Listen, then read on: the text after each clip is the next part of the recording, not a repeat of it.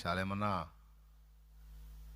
శాలేమన్నావు ఏమైనా కానీ అన్న, ఉన్నవన్నీ పోని లేనివన్నీ రాని, ఏమైనా కానీ అన్న సచ్చిన వదిలిపెట్టినన్న నా యేసయ్యనే, సచ్చిన వదిలిపెట్టినన్న. ఎందుకంటే నేను ఆయన ఏదో ఇస్తాడు పొందుకుందాం, ఆయన చేస్తాడు తీసుకుందాం అని కాదన్న.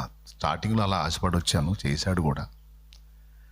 ఆయన ఏం చేయాలన్నా, నన్ను సృష్టించాడు, నన్ను ప్రేమించి నన్ను విమోచించడానికి నా కోసం ప్రాణం పెట్టాడు. అసలు నేను యేసయ్య లాంటి కటౌట్ ఎక్కడుందన్నా? వ్యక్తిత్వ సంగతి చెప్తున్నాను నేను, రూపం కాదు, క్యారెక్టర్లో యేసయ్య లాంటి కటౌట్ ఎక్కడ దొరికింది మనకి? యేసుప్రభు ఒక మాట అంటే, ఆయన వెంబడించిన వాళ్ళు చాలామంది వెళ్ళిపోయారంట. నా శరీరము నిజమైన ఆహారము, నా రక్తము నిజమైన పానము, నా శరీరమును తిని నా రక్తము త్రాగువాడు నిత్య జీవం గలవాడు అని ప్రభు మాట్లాడితే విన్నోళ్ళు, ఎవడైనా శరీరాన్ని తినమంటాడా, రక్తాన్ని తాగమంటాడా? మెంటలెక్కినోళ్ళు కాకపోతే ఆ మాట మాట్లాడేది ఎవరు? నా శరీరాన్ని తినండి, నా రక్తం తాగండి, ఏ మనుషుడైనా మైండ్ బాగున్నాడు అంటాడా? ఈ బోధకుడు ఏదో గొప్పోడు అనుకుని ఫాలో అవుతున్నాం కానీ ఏదో మెంటల్ క్యాండిడేట్ లాగా ఉన్నాడు అని చాలామంది వదిలిపెట్టి వెళ్ళిపోయారంట. వాళ్ళకి అర్థమై సావాలా ఆయన ఏం చెప్పాడో?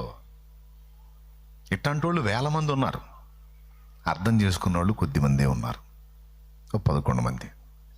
ప్రభు అన్నాడు, మీరును వెళ్ళిపోవాలని ఉన్నారా అన్నాడు. వెంటనే సీమోన్ అన్నాడు, ప్రభువా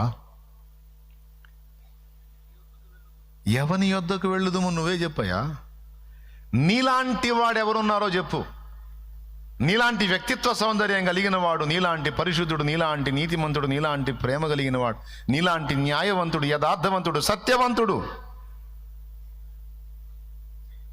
ఒక్కడిని చూపించవా పోతాం. ఎవరున్నారయ్యా?